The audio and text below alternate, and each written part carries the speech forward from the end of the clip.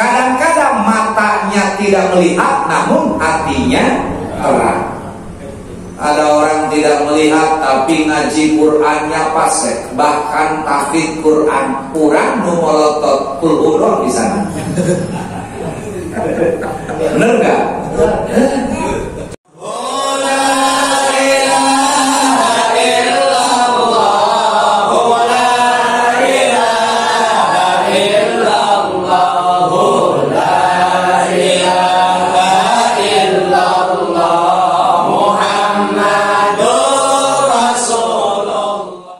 Assalamualaikum warahmatullahi wabarakatuh.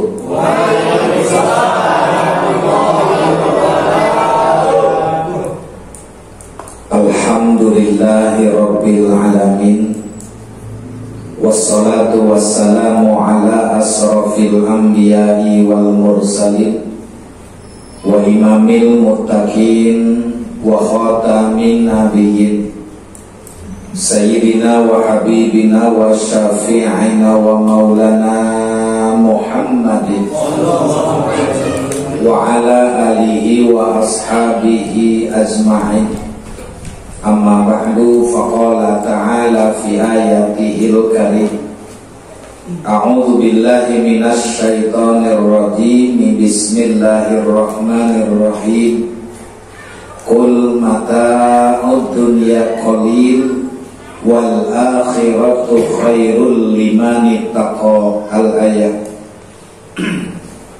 Wa qala Rasulullah sallallahu alaihi wasallam, alaikum bimujalisatil ulama wastimai kalamil hukama, fa inna Allah ta'ala yuhyil qalbal mayyita binuril hikmah kama yuhyil ardal mayyitata bima'il matar. Sadaqallahul aliyul azim. Ma'asyiral muslimin, hadirin kaum muslimin jamaah musholah Baitur Rahmah, para orang tua, para bapak, para asatidz, para hujaz, tokoh masyarakat, dan juga pada para pemuda yang sama-sama hadir, khususnya pengurus musholah Al-Mukarram Bapak Ustadz Ilyas, dan juga Al-Mukarram Bapak Ustadz Ucep Probiudi, muratibil acara, dan para sepuh dan para pemuda. Insya Allah semuanya dimuliakan Allah Subhanahu wa ta'ala. Puji syukur kita aturkan kehadirat Allah. Alhamdulillah, nikmat Allah kembali menyertai kita. Tentunya nikmat yang membawa manfaat maslahat dunia dan akhirat. Tidak ada nikmat yang bermanfaat kecuali nikmat yang di dalamnya dipakai untuk taat. Mudah-mudahan termasuk malam ini kita dihitung sebagai ibadah yang taat kepada Allah Subhanahu wa ta'ala. Salawat salam tetap tercurah terlimpah keharibaan junjungan kita Kanjeng Nabi Muhammad kepada keluarganya, para sahabatnya, para pengikutnya, dan kita umatnya yang amat sangat rindu mengharapkan, menambahkan dan menantikan syafaatnya dari mulai sekarang sampai yaumul kiamah. Amin ya Allah ya Rabbal alamin. Hadirin jamaah yang dirahmati Allah, kembali saya hadir untuk mengantisipasi dari para guru yang tidak bisa hadir. Maka kehadiran saya ini artinya jaga muntah. Kalau guru-guru yang lain kolek udah datang, gitu kan? Ya, Haji Dedi nggak ada, Asep nggak ada, ya saya datang terpaksa. Ya, maka oleh karena itu kembali kita kepada materi, masih dalam Nashihul Ibad di halaman, sebutin halamannya aja.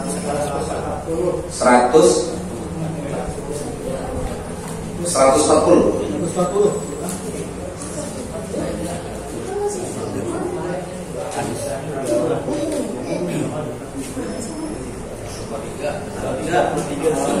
Nah, 143 makalah keempat. Pas itu ya. Baik hadirin jamaah rahimakumullah, sebelum kita membahas apa yang ada di dalam makalah keempat di halaman 143 Nasoil Ibad, kita baca bersama, diawali dengan doa bersama. Bismillahirrahmanirrahim. Bismillahirrahmanirrahim. Allahumma aftah alaina bi hikmatika wansur alaina rahmataka ya dzal jalali wal ikram. Allahumma aftah lana bi futuhil arifin. Allahumma rzuqna ilman nafi'an wa rizqan wasi'an halalan thayyiban wa amalan maqbulan. An Abi Bakrin Siddiq radhiyallahu anhu al-zulumatu khamsun was-suruju laha khamsun hubbu dunya zulmatun was-siraju laha taqwa wa dzambu zulmatun was-siraju lahu at-taubatu wal qabru zulmatun wasiraju lahu la ilaha illallah Muhammadur Rasulullah wal akhiratu zulmatun wasiraju laha al-amalus sholihu wasiratu zulmatun wasiratu lahu al-yakinu hubbu dunya ra'su kulli khati'atin wa kama anna hubbaha ra'su kulli khati'atin fabukduha ra'su kulli hasanatin. Innal abda idza akhta'a khati'atan nuqitat fi qalbihi nuqtatun saudahun fa idza huwa naza'a wastaghfara wa taba saqula qalbuhu wa in ada zida biha hatta ta'lu ala qalbihi wa huwa ar-ranul ladzi dzakarahu Allah ta'ala kalla bal rana ala qulubihim ma kanu yaksibun. Baik hadirin jamaah rahimakumullah, ini sangat panjang lebar dari makalah yang keempat, meskipun kalimatnya terdiri daripada 5 kriteria, tetapi ada pembahasan yang di dalamnya adalah Al-Quran dan hadis. Maka kembali kita kepada makalah yang keempat yang barusan kita baca bersama, yaitu makalah yang disampaikan oleh Abu Bakar Siddiq radhiyallahu anhu. Beliau mengatakan bahwa kegelapan ada 5. dan lampunya pun ada 5. Jadi setiap gelap pasti membutuhkan cahaya. Kita ingin ada penerangan ketika dalam kegelapan. Nah, gelap ini terbagi 2. Ada gelap mata, ada gelap hati.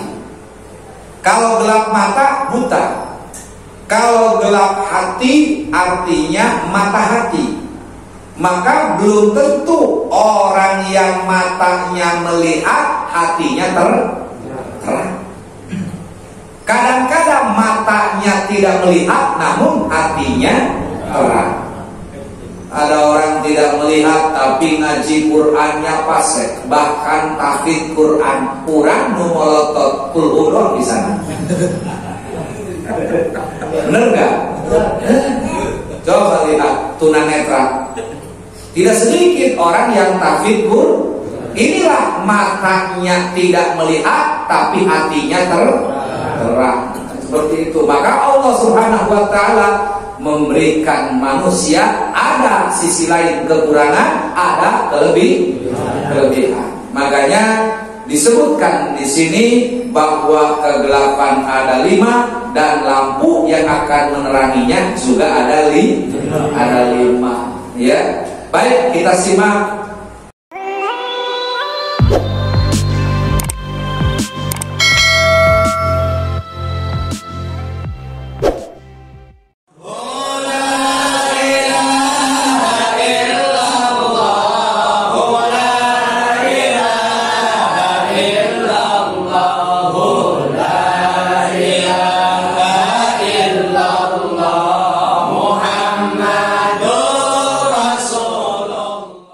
Apa sih yang pertama kegelapan itu sehingga butuh dengan penerangan atau lampu? Ya.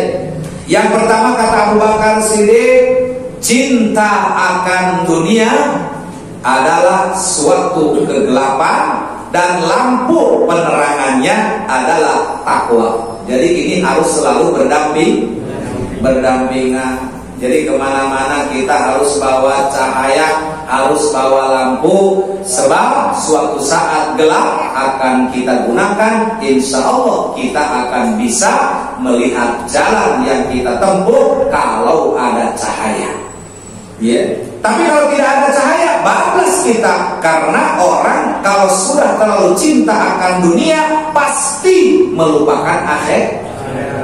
Ini kita khawatirnya kalau terlalu cinta dunia pasti dia akan lupa akhirat. Tapi kalau selalu bawa lampunya, insya Allah dengan penerangan itu dia tidak akan terlalu cinta dunia, tapi dia akan berbagi antara dunia dan akhirat. Apakah tidak boleh Ustaz mencintai dunia? Boleh-boleh saja, tapi harus seimbang. Ayo lagu nanti ya. Boleh saja kau cintai dunia, tapi ingat suatu saat. Apa enggak kira ya? Kalau apa terusin. Kalau nggak apa wis meneng baik. Ya. Jadi suatu saat akan meninggalkannya. Tua ataupun muda, sehat ataupun sakit, semua bakal kembali kepada Allah Subhanahu wa ta'ala. Yang mati nggak harus tua, buah-buahan lihat apakah yang jatuh mesti mateng. Buah-buahan yang mesti mateng aja kalau jatuh tidak, banyak buah-buahan yang masih muda, yang masih pentil, waktunya jatuh aja. Jadi kita juga sama. Kalau kita cinta dunia, tidak ada penerangannya, yakin orang itu tidak akan bisa melupakan daripada dunia dan tidak akan ketemu akhirat. Lalu apa penerangannya? Ternyata penerangannya adalah at-taqwa, yaitu rasa takut kepada Allah. Jadi takwa itu takut, Pak. Takut karena masuk neraka nantinya, akhirnya sholat. Takut nanti tidak dapat maghfirah Allah, akhirnya ngaji.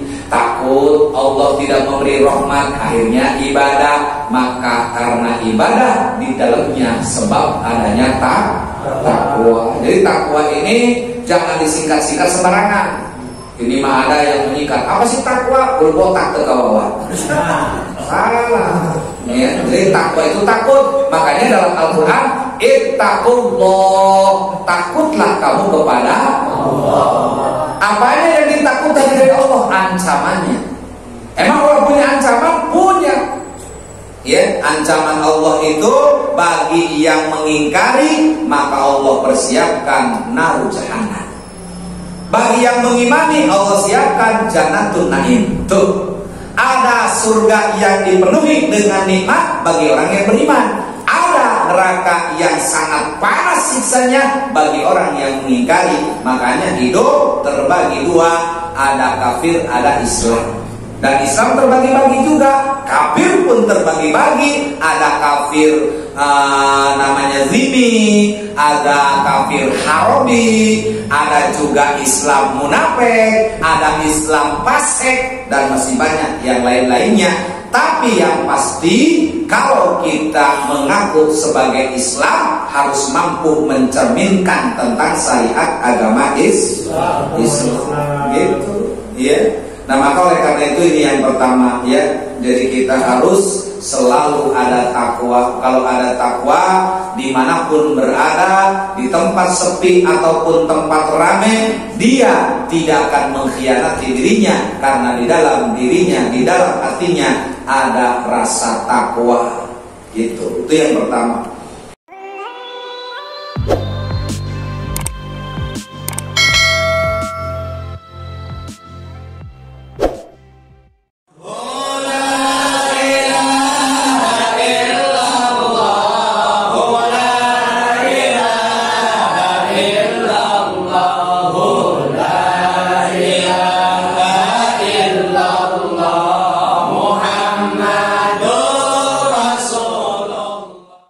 Yang kedua, kata Abu Bakar, wa dzambu zulmatun wa sirajul lahu taubatun. Nah, yang kedua, dosa adalah suatu kegelapan. Kenapa disebut gelap itu dosa? Lantaran poek. Kenapa kalau poek? Atuh tutar totor, tai kebogin cicak. Kamu mah nginjek kotoran, namanya juga gelap. Namanya gua juga kalau terang nggak bakaran, kan begitu. Akhirnya terjadi kesalahan sehingga dari kesalahan itu dianggap suatu dosa. Apa penyebabnya? Karena kegelapan. Tuh, dosa adalah suatu kegelapan dan lampu penerangnya adalah tobat. Akhirnya orang juga berpikir, oh kalau begitu kita harus ada lilin, harus ada obor, harus bawa senter. Kenapa? Supaya ulah dicentai boleh. Gitu. Kalau kita tidak bawa senter, kita nggak tahu apakah ini lubang atau jurang atau ada ular. Nah, kalau bawa senter ketahuan. Sehingga ini adalah lampu pelita yang akan menyelamatkan langkah manusia. Jadi intinya ditasawufkan kepada tobat. Manusia di mana-mana pasti banyak dosa. Ada lagunya tuh, hafal nggak? Di sini dosa, di sana dosa, di mana-mana orang berdosa. Tuh, di mana-mana orang berdosa. Tapi sebaik-baiknya orang yang berdosa, yang mengakui kesalahannya lalu bertobat kepada Allah Subhanahu. Bagaimana cara tobatnya? Ngaji pengeselangan. Jawabannya itu, ini nanya, Kiai, tolong dong tulisin apa? Sunnah tobat, sholat ditulis sama saya. Usholi sunatan taubati rokatain ilital Allahu Akbar. Apa 1 minggu datang? Alhamdulillah Pak Kiai, saya udah menjalankan sholat tobat. Udah sholat tobat iya tiap hari. Ayo maghrib, entuh. Sholat sunat tobat didirikan, tapi sholat fardu ditinggalkan. Namun karena eta, pokoknya mungkin dianggapnya dengan sholat tobat selesai urusan. Padahal sholat tobat syarat penyempurnaan, tetapi yang wajib adalah sholat fardu. Sholat fardu. Ngapain kita tobat-tobat? Ayo ngaji tobat gimana? Makanya yang paling cukup dalam kalimat tobat adalah orang yang mau ngaji, orang yang mau menuntut ilmu agama. Itu kapasitas yang lebih baik daripada orang tobat cuma ngaku tobat, berhenti saja dari maksiat, tidak cukup, tapi harus melakukan amal kebajikan. Itu alhamdulillah Pak, saya sekarang mau tobat, nggak nyolong ayam lagi. Itu bukan tobat namanya. Ya, berhenti doang. Yang namanya tobat mah meninggalkan dosa, mengerjakan pahala. Bukan cuma berhenti dari dosa. Nggak cukup disebut tobat ketika baru berhenti dari dosa, tapi harus menggantikan perilakunya dengan kebaikan. Yang tadinya nggak sholat jadi, yang tadinya nggak ngaji jadi, yang tadinya nggak puasa jadi, itu namanya penggantinya. Jadi kalau cuma berhenti dari maksiat tapi tidak ibadah, tidak tobat, maka belum dikatakan tobat. Maka penyempurnaan daripada tobat adalah tolabul ilm. Itu yang paling penting, ya. Nah, maka 5 perkara ini gelap pasti punya lampu.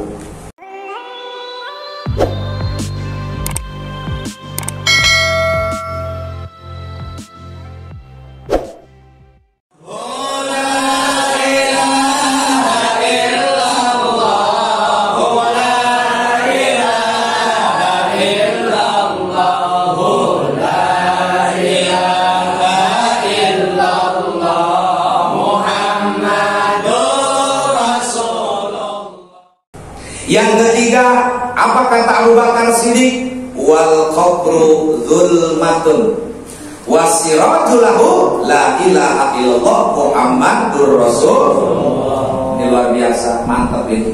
Ya. Kata Abu Bakar Siddiq, kuburan itu adalah kegelapan dan lampu gelapnya alam kubur, penerangnya adalah bacaan kalimat la ilaha illallah Muhammadur Rasulullah. Insya Allah orang-orang yang sering tahlil membaca la ilaha illallah Muhammadur Rasulullah di alam kuburnya tidak akan kegelapan. Amin. Makanya kita sering ada orang meninggal la ilaha illallah, ada orang mau meninggal la ilaha illallah, terus zikir ayat berkat muji deh.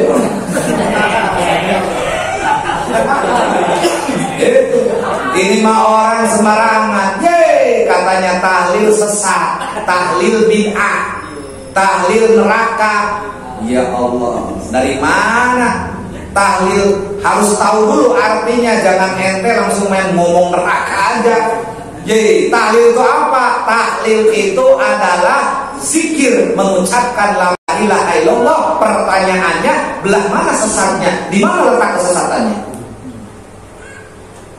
Kalau la ilaha illallah dianggap sesat, lalu model bagaimana ibadah yang baik? Yang bisa masuk surga manusia dengan cara bagaimana? Sedangkan dalam hadis, man qala la ilaha illallah dakhalal jannah. Siapa yang mengucapkan lafaz la ilaha illallah pasti masuk surga. Ini malah dianggap sesat, tolong kan? Nah inilah. Makanya ini anak-anak muda banyak majlis taklim, pilih majlis taklim. Jangan kita duduk di majlis taklim yang ahli-ahli bid'ah. Naudzubillah min.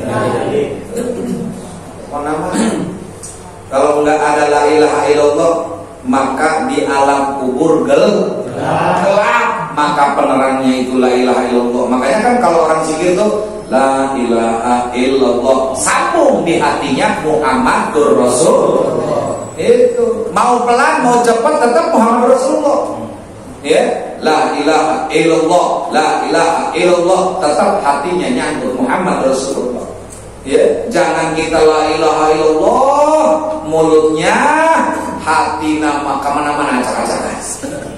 Ya, nah makanya itu dzikir yang paling afdol adalah di lisan la ilaha illallah, di hatinya Muhammadur Rasulullah. Kan selalu berdampingan, ya, berdampingan. Kalau kita kaligrafi lafaz lamzalah Allah di sebelah kanan, di sebelah kirinya Muhammad.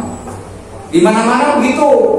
Kita beli pasti satu paket, ada Allah Muhammad, ada la ilaha illallah Muhammad Rasulullah. Makanya Nabi Adam pernah membaca di surga ada tulisan la ilaha illallah Muhammadur Rasulullah. Lalu beliau bertanya, ya Allah, siapa ini Muhammad? Kok orangnya belum kelihatan, makhluknya belum ada wujudnya, tapi kalimat tulisannya sudah ada. Makanya sebagian riwayat menyatakan saat Nabi Adam nikah dengan Siti Hawa, sebagai mas kawinnya adalah membaca sholawat.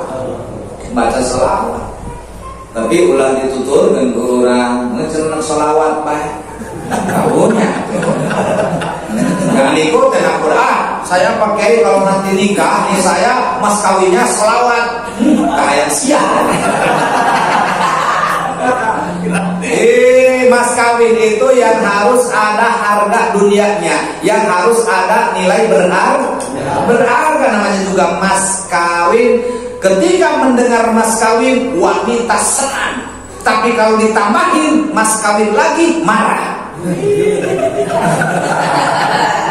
Bener nggak?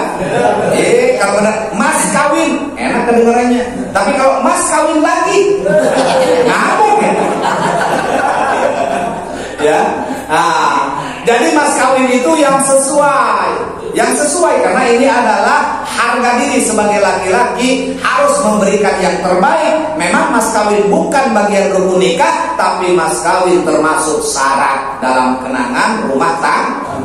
Oh, iya mas kawin sholawat, mas kawin maca kulhu, terus mas kawin seperangkap alat sholat. Apa kata pengeluh dek mas kawinnya? Ya biasa pengeluh apa seperangkap alat sholat.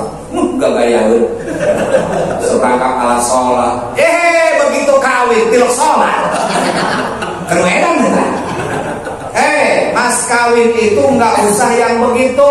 Itu mah nggak punya laki juga punya kali. Belum punya suami mau kena boga mana kan seperangkap alat sholat apa sih? Sajadah mau kena Quran. Itu mah nggak punya laki juga pasti pun. Jadi berikan mas kawin yang ada nilainya, yang ada nilai berharganya. Entah itu uang, berlian, emas, batu-batu yang berharga. Kalaupun nggak ada batu berharga, batu koral tidak masalah.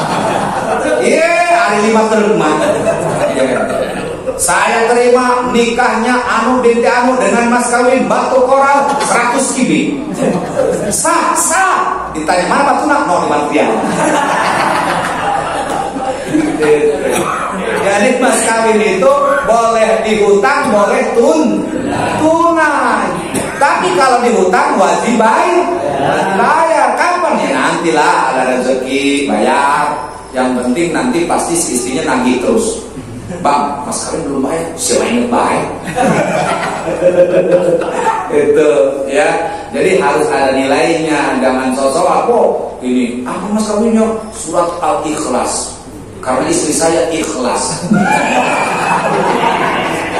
Ya, jadi harus ada nilai-nilainya. Ini buat kebanggaan buat laki-laki. Jangan kalau seorang suami, seorang laki-laki mampu memberikan mas kawin yang besar, maka itu luar biasa. Sebab nanti bisa jadi gugatan. Kalau nanti terjadi nusus terhadap istri, itu nanti bisa dipinta lagi mas kawinnya. Kalau ada kesalahan dari pihak istri, kemudian rumah tangganya tidak lanjut, boleh menuntut daripada mas kawin itu. Ya. Nah, jadi intinya bagaimana caranya ketika kita berada di alam kubur, jangan sampai berada dalam kegelapan. Maka terangilah nanti alam kubur kita. Sekarang lampunya kita persiapkan dengan memperbanyak la ilaha illallah Muhammadur Rasulullah.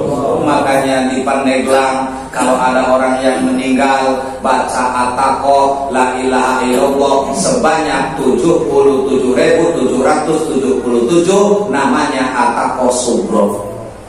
Beres at-taqwa subro, baca al-ikhlas sebanyak 100.000, namanya at-taqwa kubro. Ada juga at-taqwa wusta, membaca sholawat kepada Nabi sebanyak 12.000. Namun ini mah harus selesai satu dudukan, tidak boleh dicicil. Tapi at-taqwa subro dan kubro boleh dicicil, boleh untuk diri sendiri, boleh untuk orang lain, boleh yang masih hidup, boleh yang sudah meninggal dunia. Makanya kita habis sholat nyicil 300, tulis dapat la ilaha illallah 300. Kalau ada orang nanya Buat apa itu? Jeung lampu di kuburan. Ya belum benar kan keterangannya itu. Kegelapan kuburan bisa dilampukan dengan la ilaha illallah. Begitu, ya.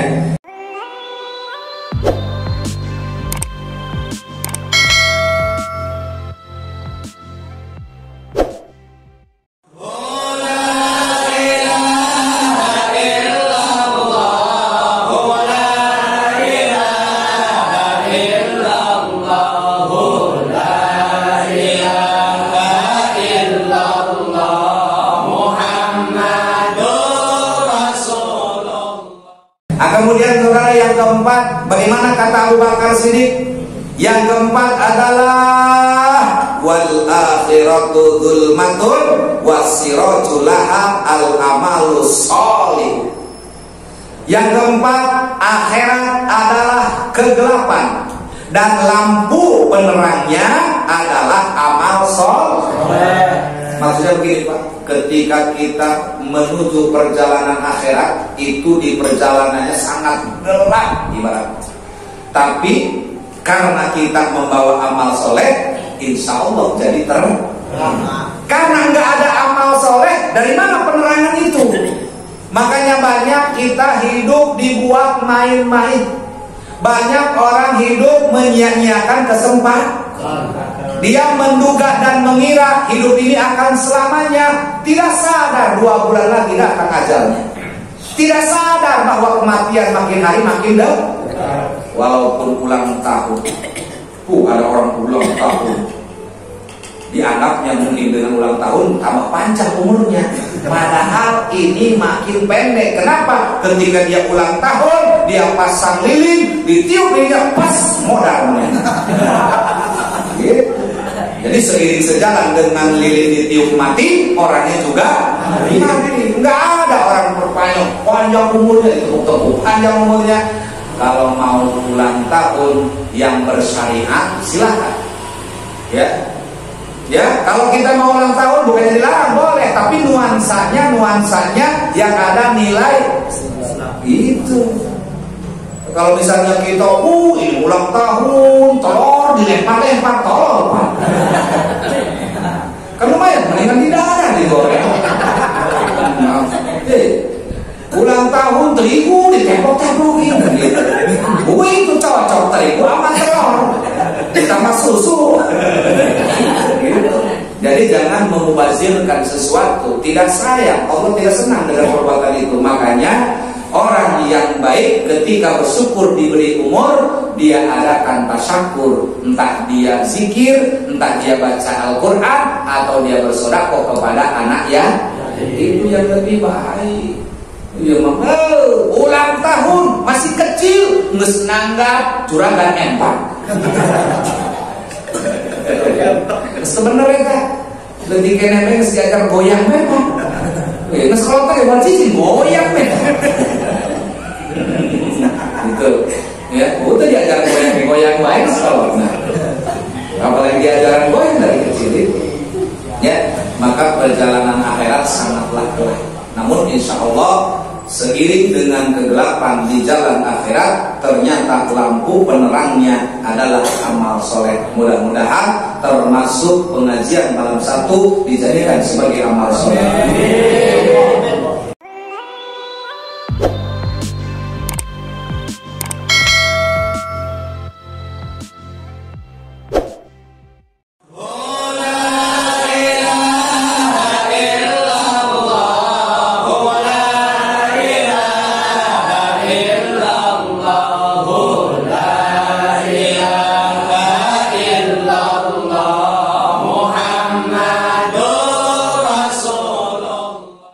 Kemudian yang terakhir kata Abu Bakar Siddiq, Siratal mustaqim artinya jalan untuk menentukan antara surga dan neraka.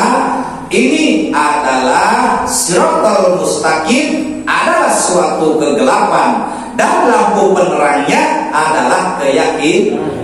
Insya Allah selama kita punya keyakinan, prasangka yang baik, Allah Maha Adil, Allah Maha Pengampun, Allah Maha Pengasih, dan Allah Maha Penyayang.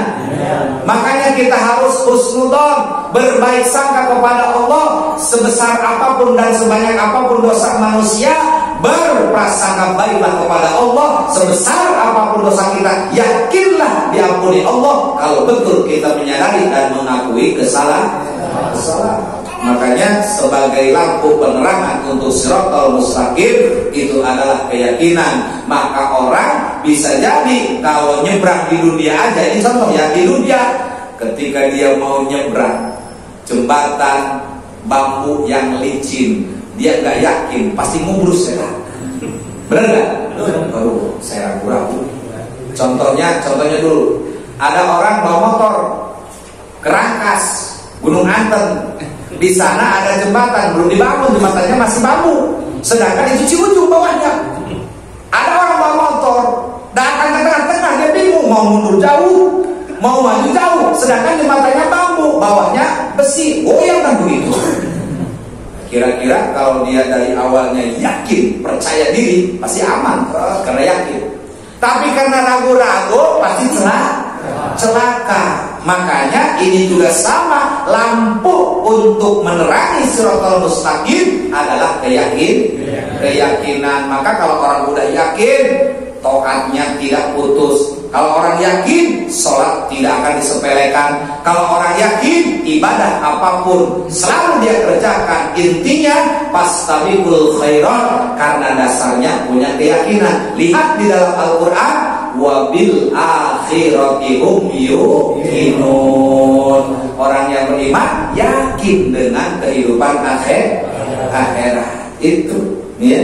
Maka kita lihat keterangan di bawah tentang mencintai dunia sesuatu sesuai dengan sabda Nabi. Bagaimana cinta dunia, lalu bagaimana sabda Nabi? Ya, kata Nabi, hubbu dunya ra'su kulli khati'atin.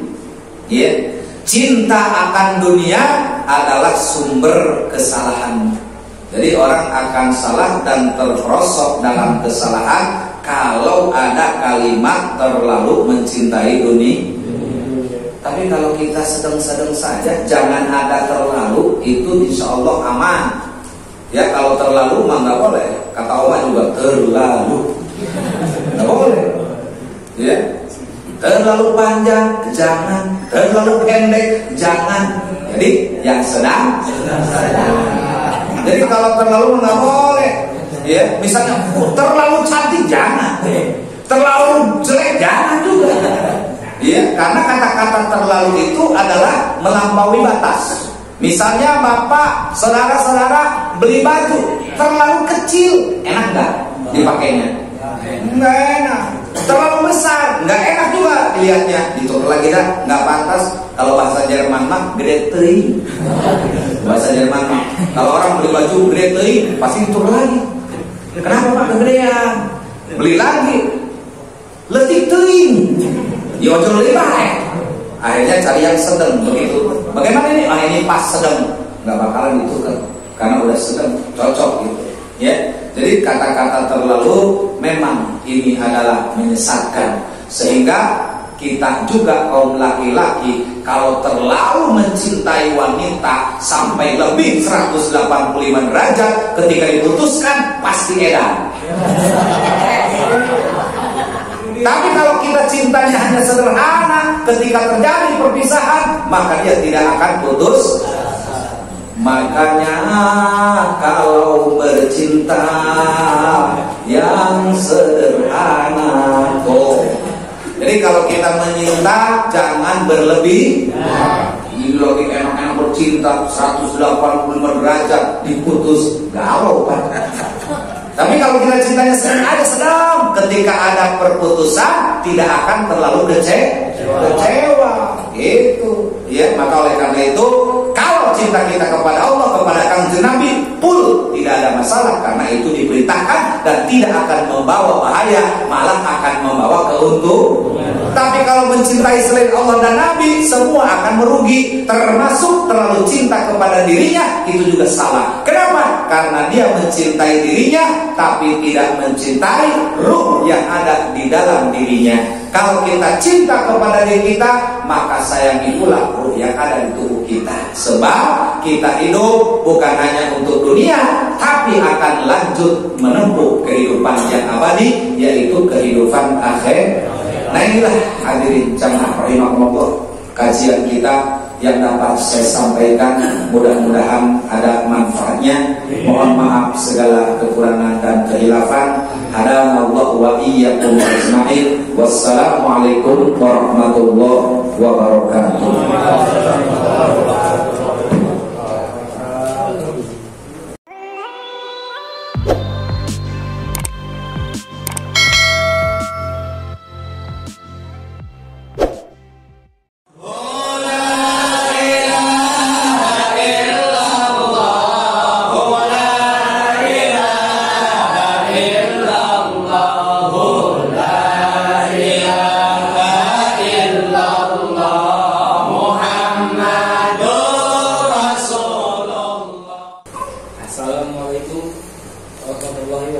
Waalaikumsalam warahmatullahi wabarakatuh. Ingin bertanya tentang wudhu.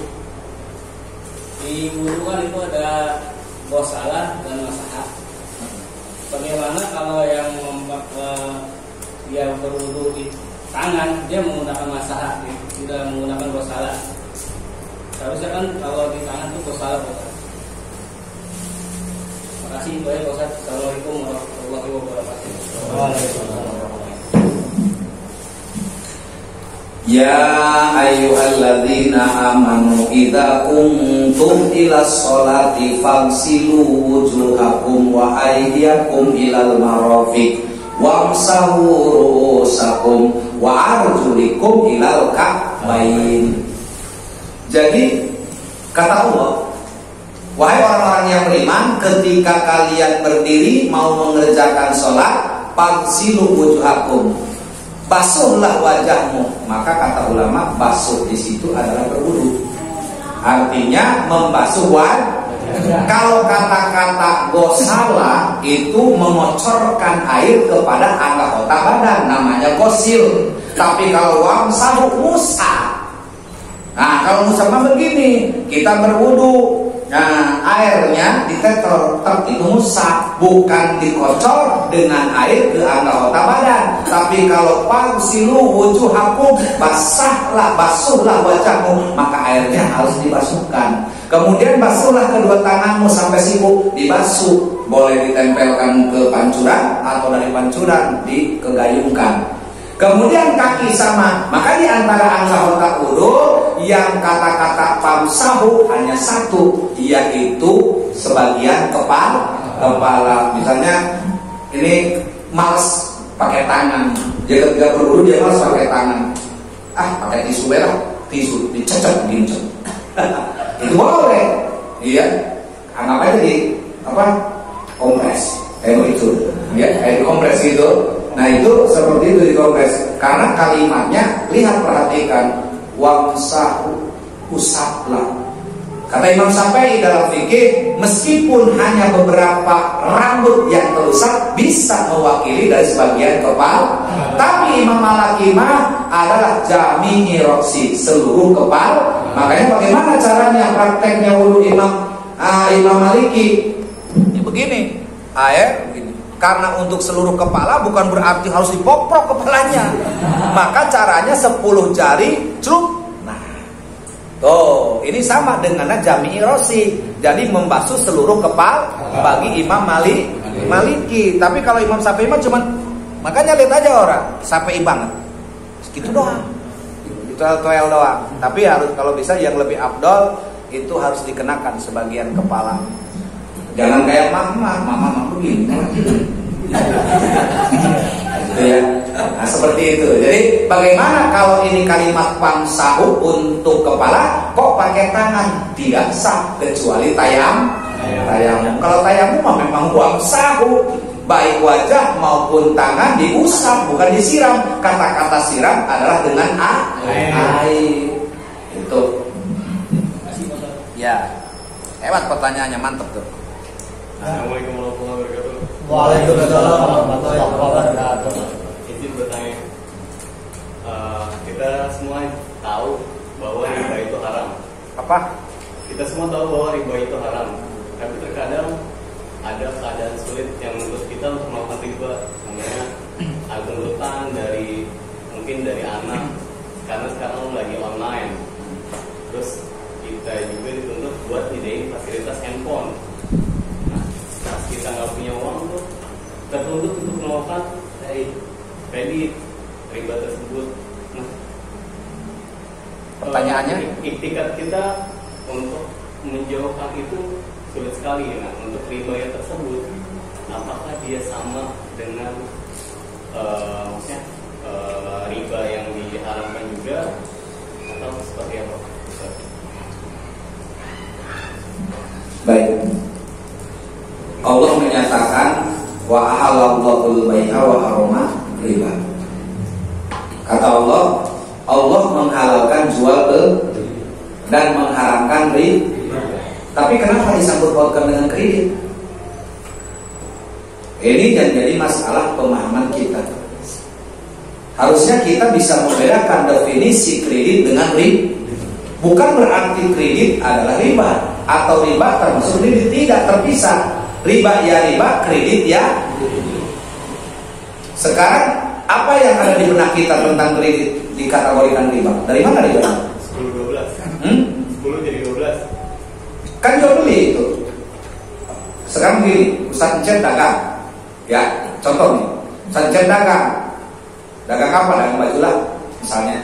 Saya beli, saya beli baju. Kata Ustaz Encen, ini kasih ada dua harga. Kalau cash ini 100.000, kalau kredit 150 atau 170. Kita tinggal milih mau yang mana, karena sebelumnya dia udah buka dua harga. Kalau cash 100.000, kalau kredit nanti cicil 170. Karena saya tidak punya uang cash, lalu saya ambil harga yang kredit. Lalu ribanya itu karena jual beli. Kan tadi ahalallahul bai'a, Allah telah menghalalkan jual beli. Jadi yang riba mah itu istilahnya beli duit dengan duit, beli emas dengan emas. Jadi itu untuk riba namanya. Jadi kalau riba mah adalah orang yang menghutangkan uang kemudian memberikan bunga yang melilit kepada leher. Namanya dalam Quran disebut ada alfa katsirah, terlalu berlipat-lipat. Tapi kalau cuma 2,5%, 3%, rata-rata bang ada bunganya. Sekarang pikir dengan logika, kalau bang tidak menggunakan bunga, siapa karyawan yang ngasih upah? Kayak ternyatu keluarganya. Gitu logikanya. Jadi logikanya begitu. Kalau misalnya ada bunga 2%, 3%, kan dia banyak karyawan. Lihat orang yang di motor, di mobil, kalau dia beli cash pada manyun. Wah, untungnya sedikit kalau beli cash. Tapi kalau kredit, girang mereka karena ada keuntungan. Dari mana untung itu? Dari berjalannya waktu. Jadi beda, karena ini harganya harga cicil. Meskipun mahal karena dicicil, meskipun dia murah tapi tunai, karena uang tunai bisa kembali dibolak-balik begitu. Seperti itu. Jadi beda. Jangan disangkut pautkan antara kredit dengan riba seperti itu. Ayo, penasaran nih? Ayo silahkan. Bila mana orang itu berbuat dosa lalu bertobat, dosa lagi bertobat lagi, apa orang itu disebut fasik? Dan kalau memang orang itu fasik, bolehkah kita mengucapkan salam atau menjawab salamnya? Udah itu aja Ustaz, terima kasih. Orang itu kadang berbuat baik, kadang berbuat dosa. Itu biasa disingkat namanya STMJ. Sholat terus, ngaji terus, maksiat terus. Jadi campur namanya pasek, bukan pesek. Pasek, kalau jangan salah paham.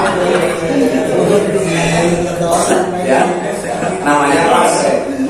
Nah itu semua pasti terjadi di antara kita. Kita ini bukan orang bandar, bukan orang ahli ibadah. Makanya kenapa ada sholat?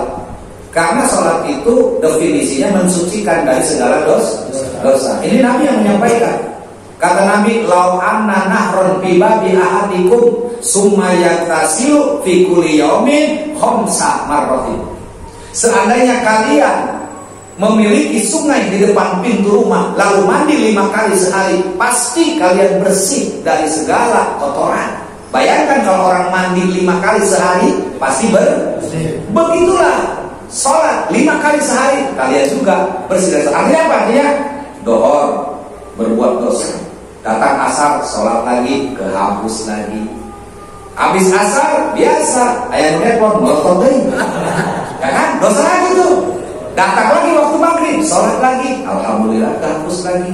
Maksudnya begitu. Jadi nggak ada orang yang dari jam ke jam terus berbuat baik. Makanya sucikan dengan sholat tadi. Nah, kalau cuma sekedar pangkat pasek, dia tidak keluar dari Islam. Kalau dia munafik atau dia murtad, itu baru keluar. Maka haram menjawab salamnya qat'il Islam karena sudah putus dari Islam. Tapi kalau pasek, dia masih di Islam, cuman tadi STMJ.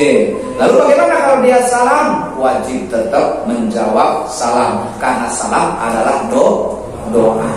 Ya, bagaimana hukumnya? Fardu kifayah.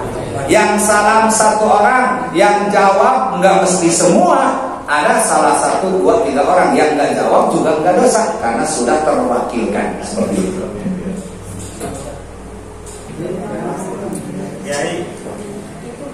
Siap. Ya, silakan. Kalau hadis mauquf sama hadis marfu itu apa ya?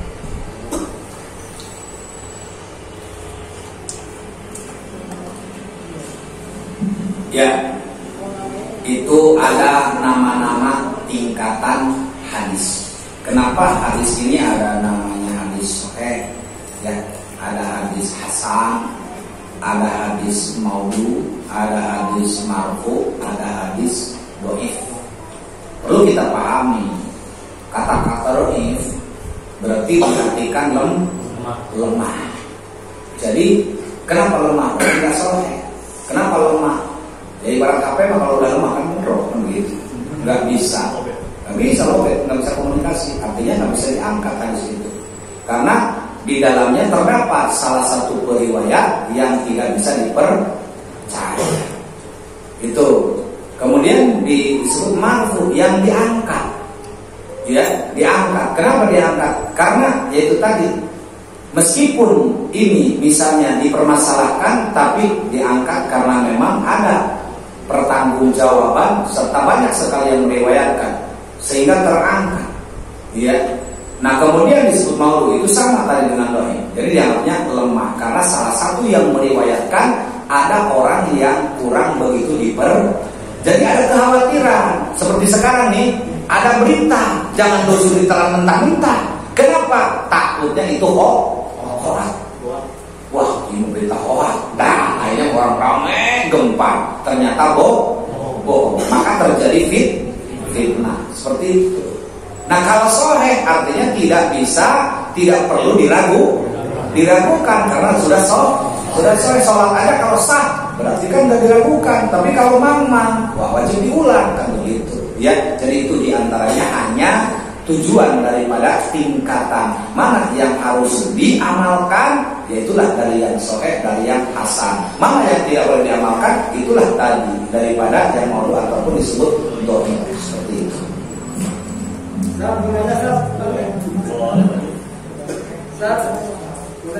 Silakan. Apa artinya Sayyidina Ustaz? Mereka Ustaz. Kalau masalah Sayyidina, apa artinya Sayyidina? Ya. Sering kita sholawat menggunakan lafaz Sayyidina. Seperti contoh, Allahumma sholli ala Sayyidina Muhammadin, kan pakai Sayyidina. Bahkan ketika kita sholat, Allahumma sholli ala Sayyidina Muhammad wa ala ali Sayyidina Muhammad. Jadi kata-kata Sayyidina adalah minal zulumati ilan nur, manusia yang diutus oleh Allah membawa manusia yang tadinya gelap menjadi terang, yang tadinya kafir jadi Islam.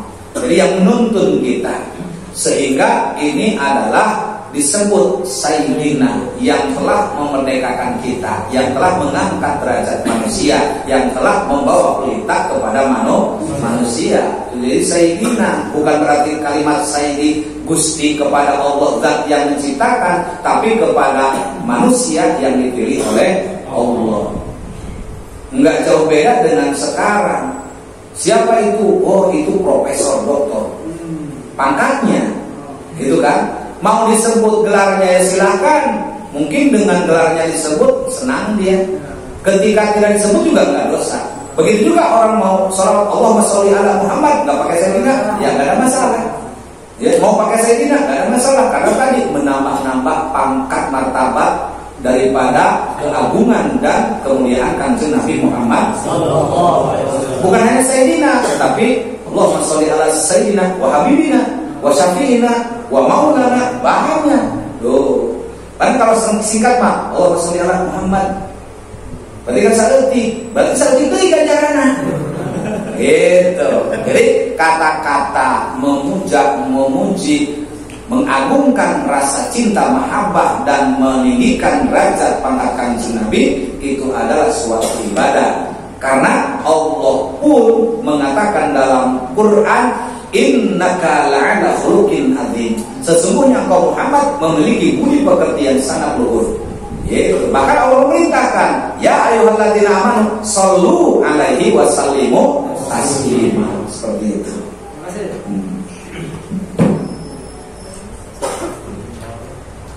Baiklah, hadirin jamaah rahimahullah, kita akhiri dan kita tutup dengan doa sebelum kita meninggalkan ruangan majelis taklim. Harapan kita semoga apa yang sudah kita laksanakan di ruangan majelis taklim Shalah Baitur Rahmah tentunya semua mendapatkan rahmah maghfirah dari Allah. Allahumma sholli ala sayyidina Muhammad fil awwalin wal akhirin wa barik wa sallim wa radiyallahu ta'ala an kulli sahabati Rasulillahi ajma'in. Amin ya Allah ya Rahman ya Rahim ya Mujib as-sa'ilin. Allahumma sholli ala sayyidina Muhammad wa ala ali sayyidina Muhammad. Allahumma ighfir lana dhunubana wa li walidayya warhamhum kama rabbauna shighara. Allahumma hassil maqasidana wa balligh muradana bil khair. Allahumma zidna ilman nafi'an wa rizqan wasi'an halalan thayyiban wa amalan maqbulan wassalamatan fid dini wa dunya wal akhirah. Rabbana atina fid dunya hasanah wa fil akhirati hasanah wa qina adzabannar. Subhanaka wa bihamdika astaghfiruka wa atubu ilaik. Shalli wa sallim ala jamil anbiya'i wal mursalin walhamdulillahi rabbil alamin.